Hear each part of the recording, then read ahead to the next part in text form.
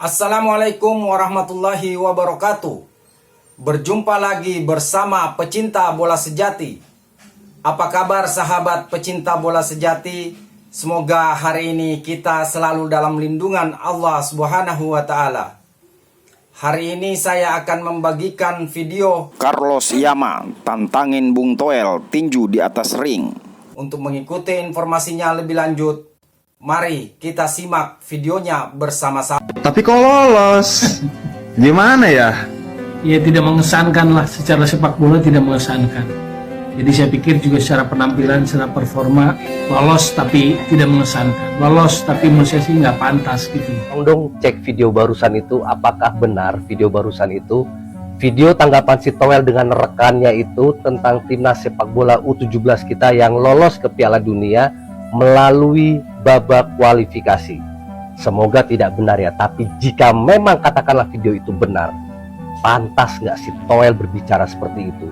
Pantas nggak mulutnya Toel ngomong seperti itu? Di satu sisi adik-adik kita timnas sepak bola U17 dan Coach Nova sudah berjuang habis-habisan membuktikan dirinya pantas, diri mereka pantas masuk lolos ke Piala Dunia. Gini deh Toel, saya nggak mau berbicara banyak lagi deh. Saya mewakili supporter timnas sepak bola Indonesia. Kau cari makan kan? Saya juga cari makan. Kebetulan istri saya juga mau melahirkan. Saya juga masih butuh tambahan dana. Saya nggak munafik kok. Ayo kita cari makan ala laki. Kita ketemu di tengah. Sesuaikan berat badan, cari sponsor dan promotor. Mainkan. Ayo. Saya mau naik berat badan. Ayo. Saya mau turunin berat badan juga. Ayo. Ayo Toel. Kita sportsmanship di atas ring. Gas.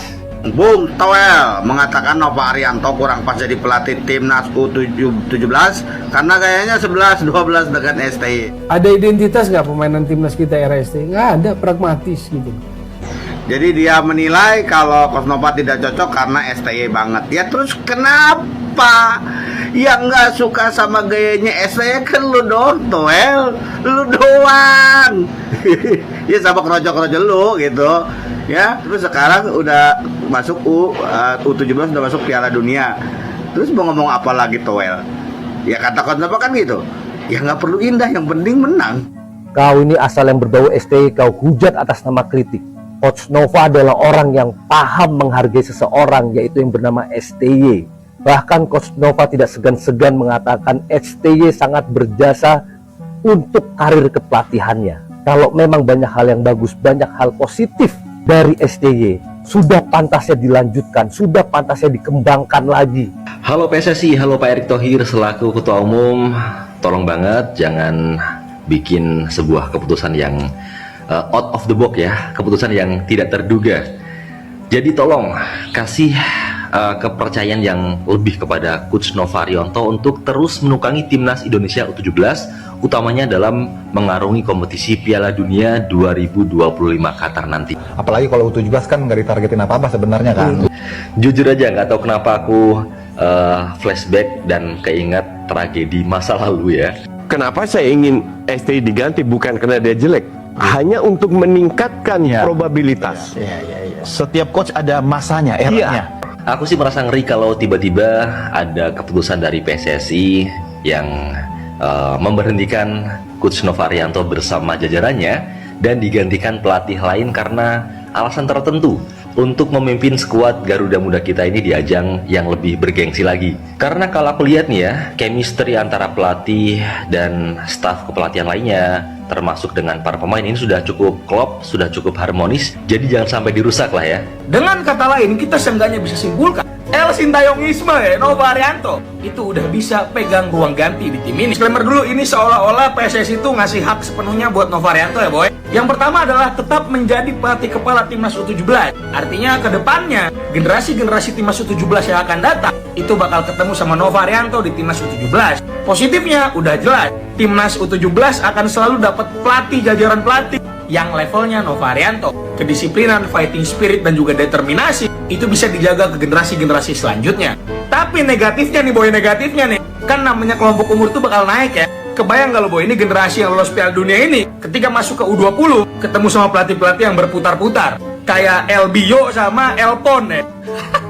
Jadi kenapa Coach Nova berprestasi di Asia, sementara Coach Indra Safri itu tidak ada prestasinya di Asia? Jawabannya, karena Nova Arianto mendengarkan STY. Kita sebagai pelatih memang harus mengikuti tren sepak bola sekarang sih Pak. Karena kalau kita hanya terpaku dengan satu filosofi itu kita akan mentok di situ aja. Sementara Coach Indra Safri itu sepertinya enggan untuk mendengarkan Sintayong. Saya nggak mau tahu, kamu nggak usah pedulikan taktik macam-macam.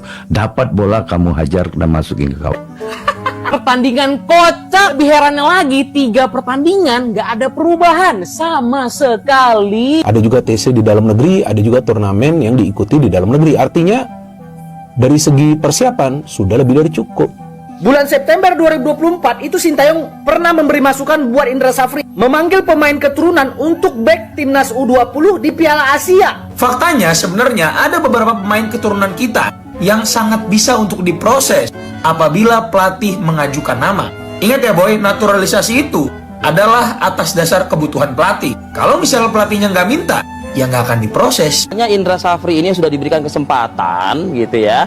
Cukup banyak kan tisi-tisi yang dilakukan ya kan, lalu juga sparring dengan negara-negara lain begitu juga. Tapi hasilnya kok seperti ini, tersingkir loh saat kita. Alasan utama antara lain adalah gagal bergabungnya 2 pemain teranyar naturalisasi. Satu-satunya back keturunan Mesal Hamzah dicoret sama Indra Safri di Piala Asia U20. Dan tahu kan apa yang terjadi? Timnas U20 dibantai habis-habisan di Piala Asia. Kita kalah dengan bola-bola atas. Gue bilang ini bukan salah pelatih. Sampai kayak gini, siapa yang harus disalahin Boy? Coach Sapri, federasi, atau Sintayong? Gua kagak mau bilang Pak Sapri itu adalah pelatih yang anti diaspora, yang anti keturunan. Gua nggak mau ngomong kayak gitu. Cuma emang dari beberapa gestur tuh yang menunjukkan itu sih menurut gua ya. Kalau udah tahu emang level pemain kita itu masih kurang, ya minta ke PSSI tolong cariin yang lebih bagus kan bisa. Itu kan yang dulu Sintayong lakuin.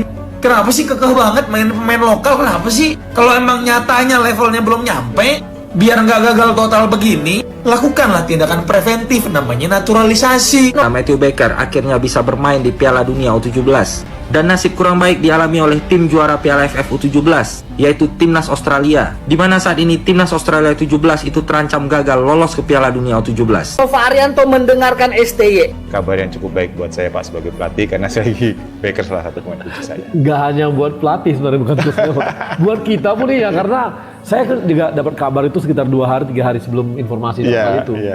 Beritahu sama Coach Pak Sumarji. Pak Marji bilang, "Bang, ini kabarnya lagi mau diincar Australia loh." Saya bilang, "Oh gitu ya." Baru kita pikir-pikir, muncul namanya.